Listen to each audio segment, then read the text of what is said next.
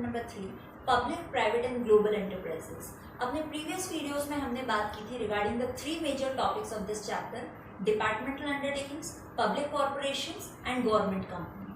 आज के वीडियो में हम बात करेंगे regarding the changing role of public sector, कि किस तरह जो है पब्लिक सेक्टर का रोल चेंज हुआ है पहले के मुकाबले। आज जो है पब्लिक सेक्टर के रोल में, उसकी इम्पोर्टेंस में कितने चेंजेस आए हैं। तो सबसे पहले बात करते हैं पब्लिक सेक्टर के बारे में, कि public sector plays a vital role in economic development of a country. यानी कि किसी भी देश के डेवलपमेंट के लिए पब्लिक सेक्टर का रोल बहुत ज़्यादा इम्पोर्टेंट है। चाहे हमें कंट्री का इकोनॉमिक डेवलपमेंट करना हो, इंडस्ट्रियल डेवलपमेंट करना हो, या पूरे देश का नेशनल डेवलपमेंट करना हो, इन सभी चीज़ों के लिए, किसी भी तरह के नेशनल डेवलपमेंट के लिए पब्लिक सेक्टर का रोल जो है वो बहुत ज़्यादा इंपॉर्टेंट है। विदाउट पब्लिक सेक्टर हम नेशन के development, economic development, industrial development के बारे में सोच भी नहीं सकते। तो पब्लिक सेक्टर जो है बहुत इंपॉर्टेंट है किसी भी देश के डेवलपमेंट के लिए। अब बात करते हैं रिगार्डिंग द प्रॉब्लम्स, कि पब्लिक एंटरप्राइजेस को इंडिया के अंदर किस तरह की समस्याएं, किस तरह की प्रॉब्लम्स आती हैं। Problems in public enterprises of India. सबसे पहले जो मेजर प्रॉब्लम है that is poor project planning. यानी कि हमारे यहाँ सरकार जो है कई तरह के प्रोजेक्ट्स बनाती है, पॉलिसीज बनाती है, प्रोग्राम्स बनाती है, लेकिन एक जो बड़ी समस्या है हमारे साथ वो ये है कि हमारे यहाँ जो प्लानिंग स्ट्रक्चर है वो प्रॉपर नहीं है। यानी कि गवर्नमेंट ने जो भी पॉलिसी बनाई है, एक तो उसका प्लानिंग प्रॉपरली नहीं हो पाता है, और दूसरी बात उस प्लानिंग को प्रॉपरली इम्प्लीमेंट नहीं कर पाती है हमारी गवर्नमेंट। वैसे प्लान बना देने से कुछ नहीं होगा, उसका प्रॉपर इम्प्लीमेंटेशन हुआ कि नहीं, प्रॉपर एग्जीक्यूशन हुआ या नहीं, ये भी government supervision, regular government supervision होना बहुत ज़्यादा जरूरी है। तो सबसे बड़ी जो मेजर प्रॉब्लम है that is poor project planning, कि प्लानिंग प्रॉपरली नहीं हो रही है और उसका इम्प्लीमेंटेशन, उसका एग्जीक्यूशन भी जो है प्रॉपरली नहीं हो पा रहा है। दूसरी जो प्रॉब्लम है दैट इज ओवर स्टाफिंग, यानी कि जरूरत से ज्यादा लोग भरे हुए हैं पब्लिक एंटरप्राइजेस के अंदर, जिसको अगर अपन इकोनॉमिक टर्म्स में देखें तो इकोनॉमिक्स में हमने पढ़ा है डिस्गाइज्ड अनएम्प्लॉयमेंट। यानी कि ऐसी सिचुएशन जहां पे जरूरत से ज्यादा लोग हमने भरे हुए हैं, अगर उन एक्स्ट्रा लोगों को हम हटा भी देंगे तो भी प्रोडक्शन पे किसी तरह का इम्पैक्ट नहीं पड़ता है। तो पब्लिक एंटरप्राइजेस में यही हो रहा है कि जरूरत से ज्यादा लोग स्टफ करे हुए हैं, बहुत ज्यादा लोग रखे हुए हैं। अब ये है कि वैसे तो कोई नुकसान नहीं है, बट हमने रख लिया जब लोगों को, तो नेचुरली उनको सैलरी भी देनी पड़ेगी, इंसेंटिव्स भी देने पड़ेंगे, एक्स्ट्रा अलाउंसेस भी देने पड़ेंगे। तो सरकार के रिसोर्सेज तो जा ही रहे हैं एक तरीके से, जिनकी सेविंग की जा सकती है। जितने रिक्वायर्ड बनते हैं आप उतने ही रखो। ओवर स्टाफिंग करोगे तो नेचुरल रिसोर्सेज का वेस्टेज होगा, तो ये भी एक बहुत बड़ी प्रॉब्लम है। उसके बाद है अंडर यूटिलाइजेशन ऑफ कैपेसिटी, यानी कि जितनी हमारी क्षमता है काम करने की, उसको पूरा हम यूटिलाइज नहीं कर रहे हैं, अपनी कैपेसिटी से नीचे ही हम काम कर रहे हैं। भाई जितने भी रिसोर्सेज हैं उनका प्रॉपर मैक्सिमम ऑप्टिमम यूटिलाइजेशन होना चाहिए। जितनी हमारी कैपेसिटी है उस कैपेसिटी को हम फुल यूटिलाइजेशन करें, पूरा अपनी पूरी जान लगा के पूरी क्षमता से काम करना चाहिए। लेकिन यह है कि अंडर यूटिलाइजेशन हो रहा है, यानी जितनी हमारी कैपेसिटी है उससे कम ही काम कर रहे हैं। तो ये जो 3 मेजर प्रॉब्लम्स है पब्लिक एंटरप्राइजेस के अंदर, कि भाई एक तो प्लानिंग प्रॉपर नहीं है और प्लानिंग की इम्प्लीमेंटेशन प्रॉपर नहीं है, दूसरा ओवर स्टाफिंग के जरूरत से ज्यादा लोग भरे हुए हैं, और तीसरा क्या है, अंडर यूटिलाइजेशन ऑफ कैपेसिटी, यानी कि जितनी हमारी क्षमता है उससे कम ही हम काम कर रहे हैं। तो ये हमने बात की कि भारत के अंदर, इंडिया के अंदर पब्लिक एंटरप्राइजेस को क्या मेजर प्रॉब्लम्स फेस करनी पड़ रही है। अब बात होती है सॉल्यूशन की, कि भाई हमने प्रॉब्लम्स तो पढ़ ली, अब गवर्नमेंट इन प्रॉब्लम्स का सॉल्यूशन ढूंढने के लिए क्या कर रही है। तो देखो गवर्नमेंट ने क्या किया है, government of India has introduced 4 major reforms in policy of 1991। यानी कि हमने पढ़ा है कि 1991 की जो हमारी न्यू इकोनॉमिक पॉलिसी आई थी, वही पॉलिसी जिसके अंदर 3 मेजर कॉन्सेप्ट्स आए थे, लिबरलाइजेशन, प्राइवेटाइजेशन एंड ग्लोबलाइजेशन। तो ये जो एलपीजी वाला कॉन्सेप्ट आया था 1991 वाली न्यू इकोनॉमिक पॉलिसी में, उसके बाद इंडिया में क्या क्या मेजर चेंजेस आए थे, क्या मेजर रिफॉर्म्स, मेजर चेंजेस किए गए थे, ताकि पब्लिक सेक्टर के रोल को और ज्यादा इंपॉर्टेंट बनाया जा सके, उसके रोल को और ज्यादा इंटेंसिफाई किया जा सके। तो देखो क्या चेंजेस आए थे। पहला है restructure and revive potentially viable PSUs. यानी कि हमें क्या करना है, भाई हमने जो अभी प्रॉब्लम्स स्टडी करी, इनका सॉल्यूशन निकालने के लिए गवर्नमेंट ने क्या किया कि भाई रीस्ट्रक्चर करेंगे, यानी कि पहले वाला जो स्ट्रक्चर था उसको मॉडिफाई करके दोबारा से नया स्ट्रक्चर हम बनाएंगे या रिवाइव करेंगे पोटेंशियली वायबल पीएसयूज को। पीएसयूज यानी कि पब्लिक सेक्टर यूनिट्स, ठीक है। तो गवर्नमेंट ने क्या बोला कि हम दोबारा से सपोर्ट करेंगे, चाहे फाइनेंशियली चाहे टेक्निकली, जो भी ऐसी पीएसयूज हैं, पब्लिक सेक्टर यूनिट्स हैं, जो भाई अभी तो लॉस में काम कर रही है लेकिन फ्यूचर के अंदर उनके बेटरमेंट की, उनके ग्रोथ की, उनके एक्सपेंशन की अच्छी तरीके से काम करने की काफी स्कोप है, काफी उम्मीद है। तो इस तरह की जो यूनिट्स हैं जो कि फ्यूचर में अच्छी तरीके से काम कर सकती हैं, उनके अंदर ये पोटेंशियल है, उनको गवर्नमेंट क्या करेगी, सपोर्ट करेगी, चाहे टेक्निकली करे चाहे फाइनेंशियली करे, सभी तरीके से सपोर्ट करेगी ताकि उनको दोबारा से रिवाइव किया जा सके, यानी उनमें दोबारा से जान डाली जा सके। बिकॉज ऐसा होप है कि वो फ्यूचर में बहुत अच्छी तरीके से वर्क कर सकते हैं। सेकेंड जो गवर्नमेंट ने बोला, close down non reviving PSUs, यानी कि ऐसी जो पब्लिक सेक्टर यूनिट्स हैं जिनकी फ्यूचर को लेकर कोई भी होप नहीं है, अभी भी वो लॉस में जा रही हैं और फ्यूचर के अंदर भी जो है वो लॉस में जाएंगी, बिल्कुल कोई उम्मीद नहीं है कि वो फ्यूचर में जाके किसी भी तरह का डेवलपमेंट कर सकती हैं। तो ऐसे जो सिक यूनिट्स हैं उनको पूरी तरीके से बंद कर दिया जाए ताकि उन पर रिसोर्सेज का वेस्टेज न हो।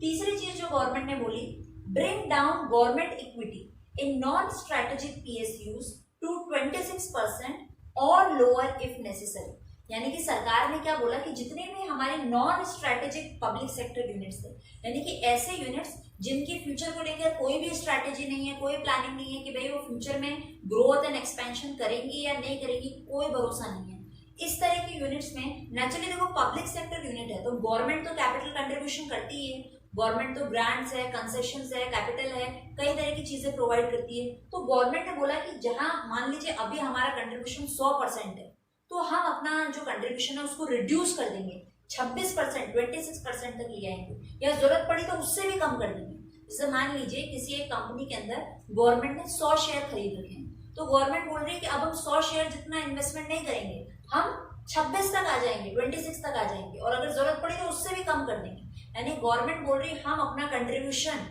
कम करेंगे और ऐसे उस जो भी पैसा यहाँ पे सेव हो रहा है उसको ऐसे यूनिट्स में लगाएंगे जिनको जो कि हमारी हेल्प से फ्यूचर में अच्छा काम करेंगे। तो गवर्नमेंट ने बोला कि हमारा जो कंट्रीब्यूशन है उसको हम 26% तक कम कर देंगे और जरूरत पड़ी तो उससे भी लोअर कर देंगे ताकि इस पैसे को हम अच्छी पोटेंशियल यूनिट्स के अंदर लगा सकें। नेक्स्ट चीज जो गवर्नमेंट ने बोली, fully protect the interest of workers. भाई अपन ने बात की सबसे पहले कि भाई जान डालो जो भी पीएसयूज हैं जो प्रॉपरली वर्क नहीं कर रही हैं और फ्यूचर में अच्छी तरह काम करने का पोटेंशियल जिनके अंदर है उनको हेल्प देके सपोर्ट करके उनको दोबारा से रिवाइव करो। दूसरी चीज गवर्नमेंट ने बोले कि जिनका कोई भी उम्मीद नहीं है उनको बंद कर दो ताकि रिसोर्सेज को बचा के प्रोडक्टिव यूज में लगाया जाए।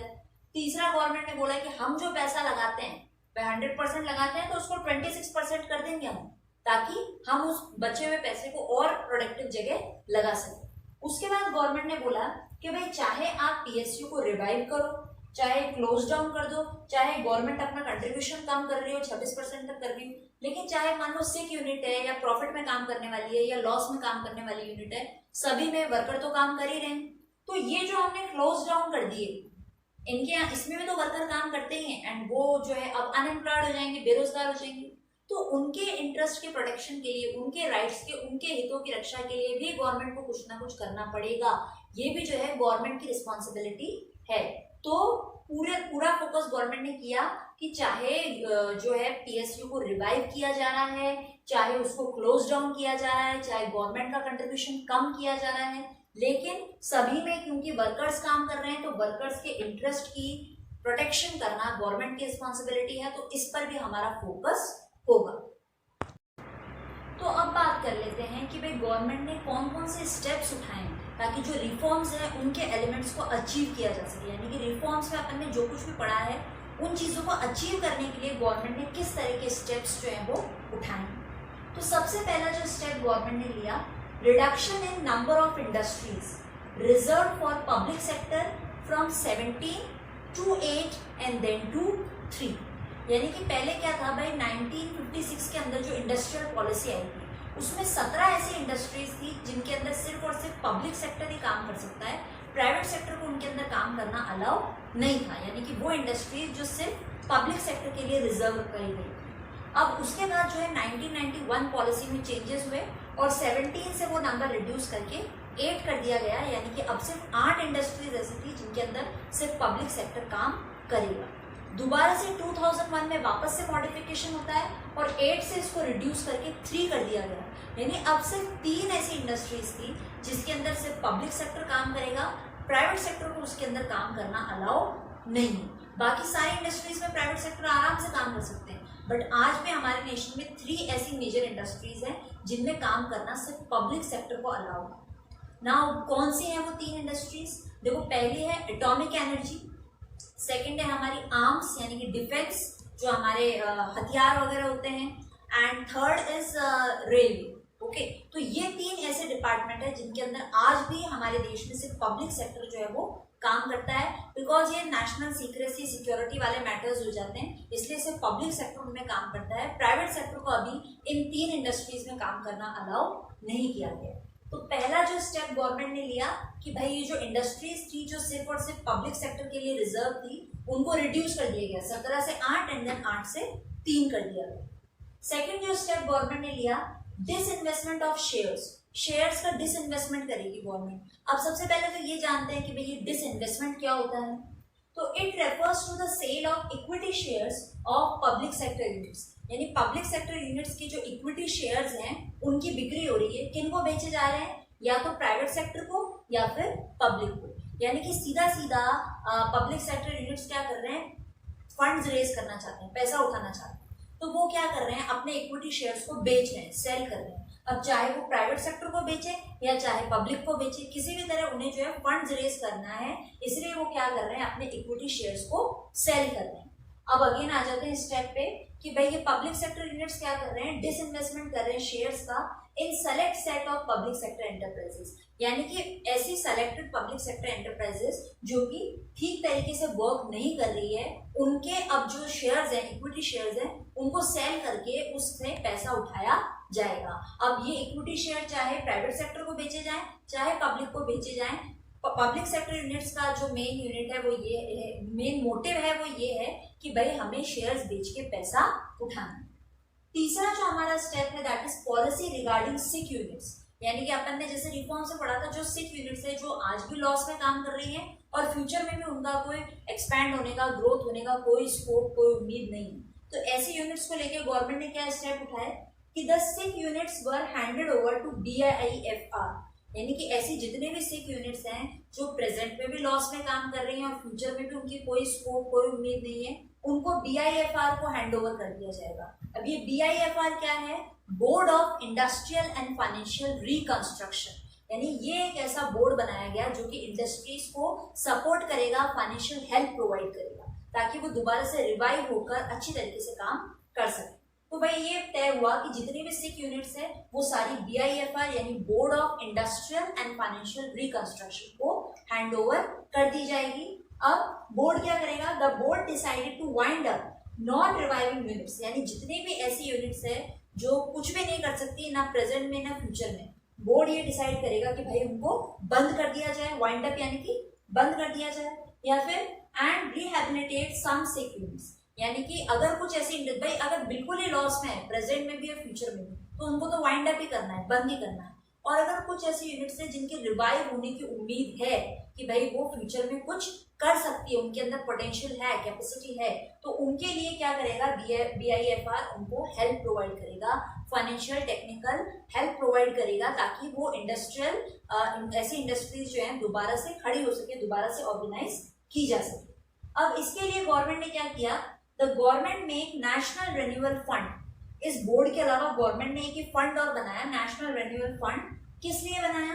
To compensate and rehabilitate the employees of such units which are winded up. अपन ने रिफॉर्म्स के अंदर भी पढ़ा था कि भाई मोटिव सरकार का है, रिस्पॉन्सिबिलिटी है कि वर्कर्स के इंटरेस्ट को प्रोटेक्ट किया जा सके। तो अब वर्कर्स के इंटरेस्ट के प्रोटेक्शन के लिए गवर्नमेंट ने क्या किया? भाई जितने भी सिक यूनिट्स है जिनको कि BIFR बंद कर देगा, उनके वर्कर्स के लिए गवर्नमेंट ने ये फंड निकाला, नेशनल रिन्यूअल फंड, जो कि उन ऐसी इंडस्ट्रीज जो वाइंड अप होने वाली हैं उनके एम्प्लॉयज को कॉम्पेंसेट करेगी और रिहेबिलिटेट करेगी, यानी कि दोबारा से वो अपनी लाइफ में कुछ कर सके, इसलिए उनको सपोर्ट प्रोवाइड किया जाएगा, ताकि किसी भी तरह जो है वर्कर्स को नुकसान जो हुआ है वर्कर्स का उसको मिनिमाइज किया जा सके। अब उसके बाद चौथा जो स्टेप गवर्नमेंट ने लिया, मेमोरेंडम ऑफ अंडरस्टैंडिंग। अब मेमोरेंडम ऑफ अंडरस्टैंडिंग क्या है मेमोरेंडम ऑफ अंडरस्टैंडिंग एक ऐसा कॉन्सेप्ट है जिसके अंदर पब्लिक सेक्टर यूनिट्स को ग्रेटर ऑटोनॉमी दी गई है, यानी कि ग्रेटर फ्रीडम दिया गया है। ज्यादा इंपॉर्टेंस जो है वो पब्लिक सेक्टर यूनिट्स को दी गई है। भाई पब्लिक सेक्टर यूनिट्स को ये बोला गया according to memorandum of understanding कि भाई आप जो है आपको पूरी फ्रीडम है, ऑपरेशनल फ्रीडम है, यानी आप अपने तरीके से अपना काम जो है कंप्लीट कर सकते हो। पॉलिटिकल इंटरफेरेंस, गवर्नमेंट का इंटरफेरेंस आपके काम में नहीं रहेगा। लेकिन एक शर्त है, क्या शर्त है कि आपको टारगेट दे दिया जाएगा और वो टाइम बाउंड टारगेट होगा कि भाई गिवन टाइम लिमिट में आपको वो टारगेट अचीव करना है, यानी कि आप अकाउंटेबल हो जाते हो, आप आंसरेबल हो जाते हो उस काम के लिए अगर वो काम जो है कंप्लीट नहीं होता है। इसलिए बोला गया कि according to memorandum of understanding public sector units जो है उनको ग्रेटर ऑटोनॉमी यानी ज्यादा फ्रीडम, ज्यादा इंपॉर्टेंस दी जाएगी, लेकिन उनको जो है टाइम बाउंड टारगेट्स भी दिए जाएंगे, यानी कि तय समय के अंदर आपको ये टारगेट अचीव करना है और ऑपरेशनल फ्रीडम भी मिलेगा उनको, यानी अपना काम अपने तरीके से आप कर सकते हो, इंटरफेरेंस कम रहेगा। अब ये मेमोरेंडम ऑफ अंडरस्टैंडिंग है, ये क्यों लागू किया गया? ताकि जो है अननेसेसरी इंटरफेरेंस होता था मिनिस्टर्स का बार बार पब्लिक सेक्टर यूनिट्स के अंदर, इसको रिड्यूस किया जा सके। क्योंकि अपन क्या बोल रहे हैं, इनको ऑपरेशनल फ्रीडम देना है, यानी कि मिनिस्टर्स का इंटरफेरेंस कम रहेगा, आप अपने तरीके से अपना मैनेजमेंट चला सकते हो, अपना वर्क कर सकते हो। शर्त सिर्फ एक है कि जो भी टारगेट आपको दिया गया है, जो भी टास्क आपको दिया गया है, उसको गिवन टाइम में जो है आपको कंप्लीट करना है। तो ये बात हो गई स्टेप्स की कि गवर्नमेंट ने जो रिफॉर्म्स है, भाई अपन ने पहले पढ़ा प्रॉब्लम्स के बारे में कि प्रॉब्लम्स ये हैं, इन प्रॉब्लम्स के सॉल्यूशन के लिए गवर्नमेंट ने रिफॉर्म्स बनाए। अब उन रिफॉर्म्स को अचीव करने के लिए गवर्नमेंट ने ये स्टेप्स जो है वो डिसाइड की। भाई अब तक अपन ने जो है 3 तरह के पब्लिक सेक्टर एंटरप्राइजेस पढ़े हैं, departmental undertakings, public corporation, government company. अब एक बार उनके जो है साथ में डिफरेंसेस देख लेते हैं कि इनमें आपस में क्या क्या अंतर है। सबसे पहले बात करते हैं फॉर्मेशन की, कि भाई फॉर्मेशन जो है, एस्टैब्लिशमेंट जो है वो किस तरह हुआ है। अगर डिपार्टमेंटल अंडरटेकिंग की बात करें तो डिपार्टमेंटल अंडरटेकिंग जो है मिनिस्ट्री फॉर्म करती है as a department of government. भाई गवर्नमेंट का कोई सा भी विभाग या कोई सा भी मिनिस्ट्री जो है इसको डिपार्टमेंटल अंडरटेकिंग को किसी खास मोटिव से फॉर्म करती है, यानी कि ये गवर्नमेंट के डिपार्टमेंट का ही एक हिस्सा माना जाता है। अगर अपन बात करें पब्लिक कॉर्पोरेशन की, तो इसको फॉर्म करने के लिए पार्लियामेंट में या स्टेट जो लॉ मेकिंग बॉडी है, स्टेट लेजिस्लेचर है, उसके अंदर एक स्पेशल एक्ट पास किया जाता है, उसके बाद जो है पब्लिक कॉर्पोरेशन की फॉर्मेशन होती है। अगर हम बात करें गवर्नमेंट कंपनी की, तो ये क्योंकि एक कंपनी है और कंपनी में रजिस्ट्रेशन जो है वो कंपलसरी होता है, इसलिए कंपनीज एक्ट 2013 के अकॉर्डिंग इनका रजिस्ट्रेशन जो है वो किया जाता है। ये बात होगी फॉर्मेशन की कि भाई एस्टैब्लिशमेंट जो है वो किस तरह होगा। उसके बाद अगर अपन बात करें लीगल स्टेटस की, यानी कानूनी तौर पे इनका अस्तित्व है या नहीं, ठीक है, तो अगर अपन डिपार्टमेंटल अंडरटेकिंग को लेते हैं तो इसमें है नो सेपरेट लीगल एंटिटी, यानी कि आपकी फॉर्मेशन के अलावा आपका कोई भी अलग से कानूनी अस्तित्व नहीं है। अपन ने सेकंड चैप्टर में सोल प्रोप्राइटर में सबसे पहले पढ़ा था कि भाई सेपरेट लीगल एंटिटी क्या होती है, यानी कि आप apart from the owner, apart from the member, क्या ऑर्गेनाइजेशन का खुद का कोई वजूद है या नहीं है। अगर आपकी सेपरेट लीगल एंटिटी है, यानी कानूनी तौर पे आपको एक एग्जिस्टेंस माना जाता है, आपका एक वजूद है, तो फिर क्या होगा भाई, आपके नाम से प्रॉपर्टी बाय या सेल की जा सकती है, आपके नाम से कॉन्ट्रैक्ट पे साइन किया जा सकता है, आप किसी पर केस कर सकते हो, कोई और आप पर केस कर सकता है। तो ये सारे बेनिफिट्स जो हैं तभी मिलते हैं जब आपकी सेपरेट लीगल एंटिटी है, यानी कानून आपका एक एग्जिस्टेंस मानता है। तो डिपार्टमेंटल अंडरटेकिंग जो है उसकी कोई भी सेपरेट लीगल एंटिटी नहीं है, क्योंकि वो गवर्नमेंट के डिपार्टमेंट का हिस्सा ही माना जाता है, वो गवर्नमेंट का एक हिस्सा हो गया। अगर अपन बात करें पब्लिक कॉर्पोरेशन की या गवर्नमेंट कंपनी की, तो इन दोनों की ही जो है सेपरेट लीगल एंटिटी है, क्योंकि इसको तो पार्लियामेंट ने फॉर्म किया है, पार्लियामेंट के बाहर इसका एग्जिस्टेंस है, इसका एक वजूद है। इसी तरह इसको भी जो है कंपनीज एक्ट के थ्रू रजिस्टर किया गया, और कंपनी का तो हमें शुरू से पता है, हमने सेकंड चैप्टर में पढ़ा है कि कंपनी का तो एक एग्जिस्टेंस, कानूनी वजूद होता ही होता है, ठीक है। तो ये बात हो गई लीगल स्टेटस की। थर्ड, अगर अपन बात करें फाइनेंस की, कि भाई पैसा कहाँ से आता है इन ऑर्गेनाइजेशंस को चलाने के लिए, तो डिपार्टमेंटल अंडरटेकिंग जो है उसको मिलती है गवर्नमेंट बजटरी एलोकेशंस, यानी सरकार का, गवर्नमेंट का जब भी बजट पास होता है उसके अंदर इनको जो है फंड्स अलॉट किए जाते हैं। अगर अपन बात करें पब्लिक कॉर्पोरेशन की, तो इनका जो सोर्स ऑफ फाइनेंस है वो होता है गवर्नमेंट, यानी सरकार से भी इनको फाइनेंशियल हेल्प मिलती है, साथ ही साथ ये इंडिपेंडेंट बोरोइंग भी कर सकते हैं, यानी कि बाहर से जितने भी फाइनेंशियल इंस्टीट्यूशंस है उनसे भी ये बैंक्स या फंड्स रेस कर सकते हैं। अगर हम बात करें गवर्नमेंट कंपनी की, तो गवर्नमेंट कंपनी में एक तो गवर्नमेंट का शेयर होल्डिंग में हिस्सा रहता है, यानी गवर्नमेंट तो आपको फंड्स प्रोवाइड करेगी आपके शेयर सब्सक्राइब करके। इसके अलावा प्राइवेट जो भी है, मतलब प्राइवेट सेक्टर से भी ये पैसा उठा सकते हैं, चाहे ये लोन ले, शेयर सब्सक्राइब करे, किसी भी तरीके से ये जो है प्राइवेट से भी पैसा ले सकते हैं। नेक्स्ट हमारा टॉपिक है मैनेजमेंट एंड कंट्रोल, कि भाई आखिर में इंटरनल मैनेजमेंट कौन देखता है, कंट्रोल सारा किसके हाथ में। तो डिपार्टमेंटल अंडरटेकिंग की अगर अपन बात करते हैं तो इसका मैनेजमेंट और कंट्रोल किया जाता है by government official from concern industry, यानी जिस भी विभाग ने, जिस भी डिपार्टमेंट ने इसको फॉर्म किया है, उस डिपार्टमेंट के जो भी गवर्नमेंट ऑफिशियल्स होंगे, ऑफिसर्स होंगे, वो इसका मैनेजमेंट और कंट्रोल देखते हैं। उसके बाद अगर अपन बात करें पब्लिक कॉर्पोरेशन की, तो इसमें बोर्ड ऑफ डायरेक्टर्स जो होते हैं वो सारा मैनेजमेंट और कंट्रोल देखते हैं। और ये बोर्ड ऑफ डायरेक्टर्स भी जो है कौन नॉमिनेट करता है, पार्लियामेंट, हमारी गवर्नमेंट जो है बोर्ड ऑफ डायरेक्टर्स को अपॉइंट करती है और वो सारा मैनेजमेंट एंड कंट्रोल देखते हैं। अगर हम बात करें गवर्नमेंट कंपनी की, तो अगेन ये तो कंपनी है, यहाँ पर भी जो है बोर्ड ऑफ डायरेक्टर्स ही सारा कंट्रोल एंड मैनेजमेंट देखते हैं, लेकिन यहाँ पर जो है गवर्नमेंट के अधिकारी भी नॉमिनेट होते हैं एज बोर्ड ऑफ डायरेक्टर्स, और साथ में प्राइवेट इंडिविजुअल्स को भी मौका दिया जाता है। वो शेयर होल्डिंग के ऊपर डिपेंड करता है कि किसका कितना मेजर स्टेक होल्डर कौन है, किसका कितना ज्यादा प्रोपोर्शन है इन शेयर होल्डिंग पे। कहने का मतलब है गवर्नमेंट प्राइवेट दोनों में से बोर्ड ऑफ डायरेक्टर्स हो सकते हैं in case of government company.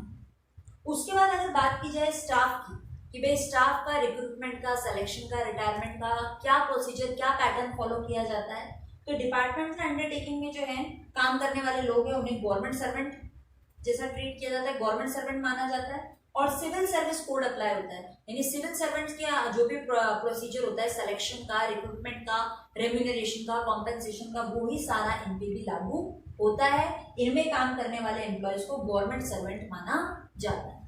अगर अपन बात करें पब्लिक कॉर्पोरेशन की, तो इनको नॉन गवर्नमेंट एम्प्लॉयज माना जाता है, यानी कि इसमें काम करने वाले ऑफिसर्स को गवर्नमेंट सर्वेंट नहीं माना जाता है, और इनका एक सेपरेट कॉन्ट्रैक्ट होता है।